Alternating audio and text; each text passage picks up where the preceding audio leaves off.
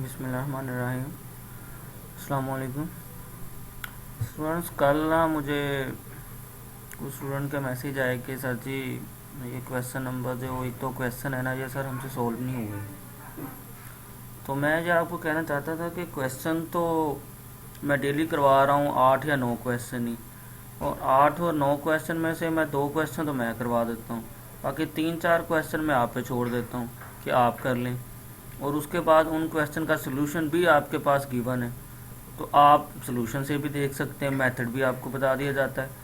तो मुझे समझ नहीं आती कि फिर भी आपसे क्यों नहीं होता, मतलब कि थोड़ी सी आप खुद भी प्रैक्टिस करें ना। हमारे लिए ये इतना आसान काम नहीं है कि हम एक एक क्वेश्चन को ऐसे एक्सप्लेन करके और ये सेंड कर सके। ऐसे तो हमारा काम चलना ही नहीं है बिल्कुल भी। तो इसलिए ये जो एक दो स्टूडेंट है ना, बाकी ऑलमोस्ट किसी का नहीं मैसेज आया, एक दो स्टूडेंट का सिर्फ इशू है, तो वो काइंडली कोशिश किया करेंगे ना, इसको खुद ही इसको सोल्यूशन से देखा करे, अपने किसी दोस्त से डिस्कस कर लिया करे। मैं हर एक क्वेश्चन ऐसे नहीं कर सकता ना, ये पॉसिबल होना है ऐसे, ठीक है।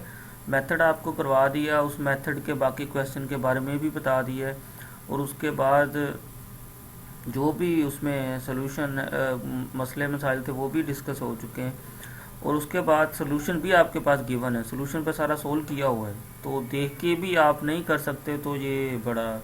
अब एक स्टूडेंट ने कहा जी सर जी 70 क्वेश्चन नहीं हुआ मुझे, ये बॉयज़ में से था कोई। अब मुझे ये बताया कि 70 क्वेश्चन में क्या मुश्किल थी, कि फार्मूले मैंने कल क्लियर बताया कि जी ये फार्मूले हैं, ये इनमें यूज़ होने, तो फिर भी मतलब कि वो नहीं हुआ। तो अब देखो कि 70 क्वेश्चन में ये क्वेश्चन था, तो इसमें क्लियर नज़र आ रहा है कि जी ये फार्मूला यूज़ हो रहा है कि 1/1 - x² की इंटीग्रेशन पर इक्वल होती है tan हाइपरबोलिक इनवर्स x के। तो सिंपल है, इसके बाद ये फार्मूला बन गया, इसमें लिमिट पुट की, अपर लिमिट पुट की माइनस लोअर लिमिट पुट की, और ये आंसर आ गया। इसमें क्या मुश्किल थी जो कि ये 70 क्वेश्चन नहीं हुआ।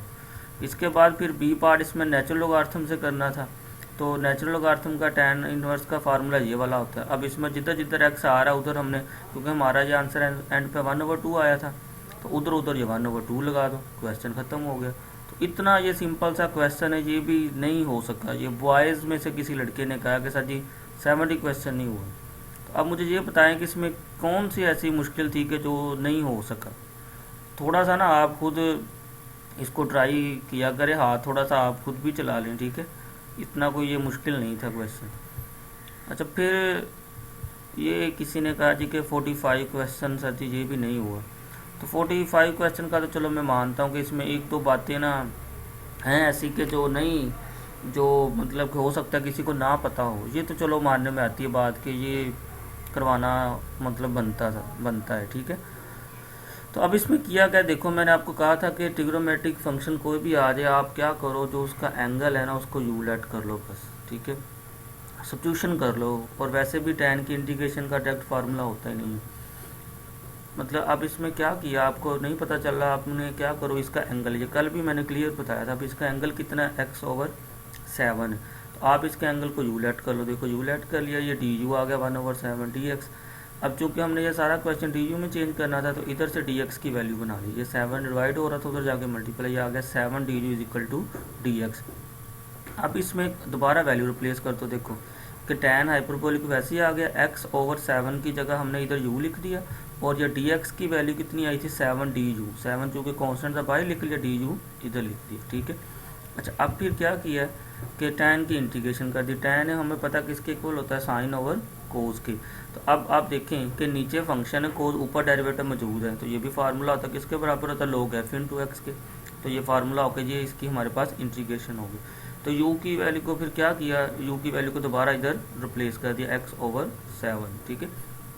चूँकि ये क्वेश्चन इधर तक ख़त्म हो जाता है, लेकिन चूँकि एक दो स्टेप इसके नेक्स्ट भी बन रहे हैं, तो अगर आप चाहते हो इसको करना तो कर भी दो, क्योंकि आंसर उसने इसको नेक्स्ट भी सिंप्लीफाई करके किया हुआ, तो आप ही कर दो।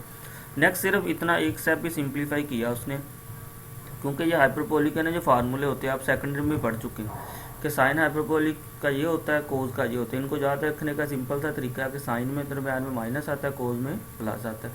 तो किया क्या, सिंपल आप नोट करें कि इधर था हमारे पास कोस हाइपरबोलिक x/7। अब चूँकि इसका एंगल x/7 है, तो इस फार्मूले के अकॉर्डिंग कि ये कोस वाले के अकॉर्डिंग, ठीक है, जो भी इधर एंगल हो इसके साथ वो इधर ई की पावर में आ जाता है। तो इधर हमारे एंगल x/7 था, तो वो इधर ई की पावर में आ गया, ये भी आ गया।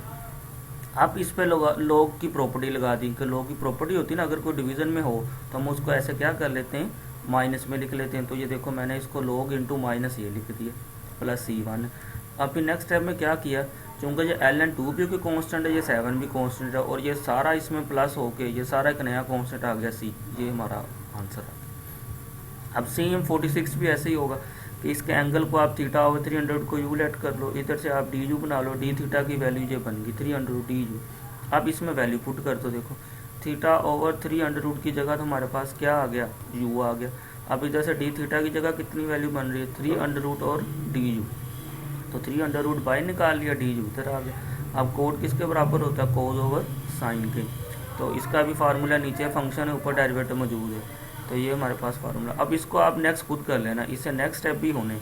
नेक्स्ट स्टेप क्या होगा, अब साइन का सेम उसी तरीके से यू की वैल्यू आप पुट करना, यू की वैल्यू पुट करके साइन हाइपरबोलिक वाला सेम वो फार्मूला लगा के इसको ना 2 स्टेप आपने इसे नेक्स्ट खुद करना है, ठीक है। इसमें कोई मुश्किल नहीं है, आप कोशिश करो इसको खुद सोल्व करो, ठीक है। अच्छा, अब नेक्स्ट देखें, नेक्स्ट हम लोग स्टार्ट करते हैं 8.1 8 चैप्टर, ठीक है। अब चूँकि टाइम प्रीवियस था 2 क्वेश्चन, तो आप ये डिस्कस भी करते हैं कि 8 चैप्टर है और ये भी काम आप कर चुकी हो, ये कोई काम इतना नया नहीं है, ये काम ना पुराना ही है सारा काम, ठीक है, ये आप पहले भी कर चुकी हो। अच्छा, अब इसमें करना क्या कि ये सेकेंड ईयर में भी 3.4 थी, आपने उधर भी एक्सरसाइज की थी कि इंटीग्रेशन पे पार्ट्स करने हैं, कि जब भी 2 फंक्शन मल्टीप्लाई हो रहे हों तो क्या करते हैं, उस पर इंटीग्रेशन बाय पार्ट्स फार्मूला लगा देते हैं। अब इसके क्वेश्चन हमने करने मैंने लिखे हैं कि 1 से 10 तक और 31 से 42 तक। सबसे पहले हम लोग जाते हैं 1 से 10 तक, इसमें उसने कहा कि इंटीग्रेशन बाय पार्ट्स करें। अच्छा, सबसे पहले इंटीग्रेशन बाय पार्ट्स का फार्मूला, ये मेन बड़ा मसला है, बच्चों को ना याद नहीं होता, तो इसलिए मैंने ना इसका एक आसान सा करके लिख दिया है ताकि किसी को भी ये फार्मूला ना भूल ना जाए, और आसान इसको करने की कोशिश की है। यह आपको हो सकता है किसी बुक में लिखा ना मिले ऐसा, लेकिन मैंने इसको खुद ही एक्सप्लेन करके इसको सिंप्लीफाई करके ये ऐसा फार्मूला बनाया हुआ है। इसके 2 फ़ायदे हैं कि एक तो ये सोल्व करने में बड़ा कंफर्टेबल है कि ईज़िली आप सोल्व कर सकते हो, दूसरा ये याद करना बड़ा आसान है। अब याद कैसे करना है, देखो सबसे पहले फार्मूले में क्या करना है आपने कि जी फर्स्ट फंक्शन पहले वैसे का वैसे ही, इंटीग्रेशन ऑफ सेकंड फंक्शन, दूसरे फंक्शन की आपने इंटीग्रेशन कर लेनी, फिर माइनस लगा के आपने इंटीग्रल लिख देना। इधर लिखा integrand of second function. Integrand का मतलब होता है कि जिसकी इंटीग्रेशन हो चुकी हो। इसमें जस्ट आपने क्या करना है, ये जो नहीं है इसका जो भी आंसर आया इसको उठा के आपने बस इधर लिख देना, ठीक है। इसका मतलब ये है कि सेकंड फंक्शन की जो इंटीग्रेशन इधर हो चुकी है, कि जो भी इसका आंसर आया इंटीग्रेशन होकर उसको उठा के आपने बस इधर लिख देना। इधर आता है जी डेरिवेटिव ऑफ फर्स्ट फंक्शन। अच्छा, अब इसमें एक मसला ये बनता है कि इंटीग्रेशन पे पार्ट्स जब भी लगाते हैं कि हम लोग फर्स्ट फंक्शन कौन सा लें, सेकंड कौन सा लें, ठीक है। तो इसलिए इसमें एक फार्मूला इसको याद रखने के लिए हम लोग यूज़ करते हैं आई लेट। इसके अकॉर्डिंग ना हम लोग फर्स्ट और सेकंड फंक्शन ले लेते हैं, ठीक है। अच्छा, अब इसमें देखो कि पहले वर्ड है आई शो करता है इन्वर्स फंक्शन। तो कोई भी अगर इन्वर्स फंक्शन आ गया आपने दूसरा कोई नहीं देखना, उसको पास पहला फंक्शन ले लेना। फिर उसके बाद है जी एल मीन लोगार्थम फंक्शन। कोई भी लॉग वाला फंक्शन आ गया आपने दूसरा फिर कोई नहीं देखना, वो पहला ले लेना function. A mean algebraic function. Algebraic function कैसे होते हैं, एक्स हो गया, एक्स स्क्वायर हो गया, एक्स प्लस 1, ऐसे वाले सारे अलजेब्रिक फंक्शन है। जब ये आ गया आपने फिर ये फर्स्ट फंक्शन लेना, दूसरा कोई नहीं देखना। T mean trigonometric function. Trigonometric function कैसे होते हैं, साइन कोस टैन ये सारे वाले। E mean exponential function. Exponential function कौन से होते हैं, ई वाले। इसको फार्मूला याद रखने का तरीका ये है कि जो भी वर्ड पहले आ रहा है अगर उस वाला फंक्शन पहले हुआ आपने वो ले लेना है, ठीक है, फर्स्ट फंक्शन। क्योंकि अगर हम लोग फर्स्ट और सेकंड फंक्शन नहीं ना सही लेते तो हमारा क्वेश्चन ये रन नहीं करता, ठीक है। तो एक और भी इसका तरीका होता है कि जी सेकंड फंक्शन हम लोग उसको ले लेते हैं जिसकी इंटीग्रेशन आसानी से हो जाए, या और भी 2-3 तरीक़ों से ना इसको हम लोग कर सकते हैं, ठीक है।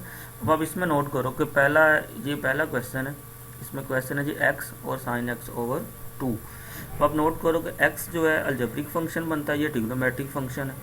आप इस फार्मूले में भी देखो कि पहले अलजेब्रिक आता है बाद में ट्रिग्नोमेट्रिक आता है, तो इसका मतलब हम क्या करते हैं फिर अलजेब्रिक वाले फंक्शन को फर्स्ट फंक्शन, इसको सेकंड, अब फार्मूला आप नोट करें, देखिए मैंने कहा था कि फर्स्ट फंक्शन वैसे का वैसे, अब एक्स चूँकि फर्स्ट फंक्शन है तो एक्स देखो मैंने वैसे का वैसे लिख दिया। अब इधर लिखा था जी इंटीग्रेशन ऑफ सेकंड फंक्शन। अब सेकंड फंक्शन कितना है, साइन एक्स ओवर 2, तो इसकी जब इंटीग्रेशन की तो माइनस एक्स बाय 2, तो इसके एंगल का डेरिवेटिव 1/2 है, वो नीचे मैंने डिवाइड में लिख दी। फिर माइनस इंटीग्रल ये वाला लिख दिया, इधर मैंने लिखा था इंटीग्रैंड ऑफ सेकंड फंक्शन। इसका मतलब ये है कि जो इधर इसकी इंटीग्रेशन हो चुकी है तो सेम आपने जो ये वाली चीज़ है इसको उठा के बस इधर लिख देना है, ठीक है। फिर नेक्स्ट क्या था जी, derivative of first function. First function x था तो इसका डेरिवेटिव कितना आ गया 1 dx। अब इसको सिंप्लीफाई किया, 2 इधर चला गया, ये 2 इधर आ गया, माइनस माइनस प्लस हो गया, से सिंप्लीफाई हो गया। अब इसको मज़ीद सिंप्लीफाई किया कि ये 2 उधर जाकर 2 to 4 हो गया, और ये हमारे पास इसका क्या आ गया, आंसर आ गया, ठीक है। आपने इसको अब अच्छे से देख लेना। पहले 10 क्वेश्चन है और पहले 10 क्वेश्चन में सब में क्या करना है, integration by parts he use होना है, ठीक है। उसको फार्मूला आप पहले इसको याद रखो कि ये फार्मूला है, ठीक है। इस फार्मूले से आप क्या करो, इसको सबको सोल्व कर लो, ठीक है। फिर इसका एक और भी तरीका होता है कि उसने एग्जांपल्स भी कुछ सोल्व की हुई हैं, इसलिए मैं इसको भी डिस्कस कर देता हूँ। तो उसने कुछ एग्जांपल भी सोल्व की हुई हैं, इससे आप भी कर सकते हैं कि जब आप कोई भी क्वेश्चन ऐसा आ गया कि जिसमें आपको लग रहा हो कि इंटीग्रेशन बाय पार्ट्स यूज़ होना है, अगर उसमें एक फंक्शन है जिसका डेरिवेटिव 0 बन रहा हो,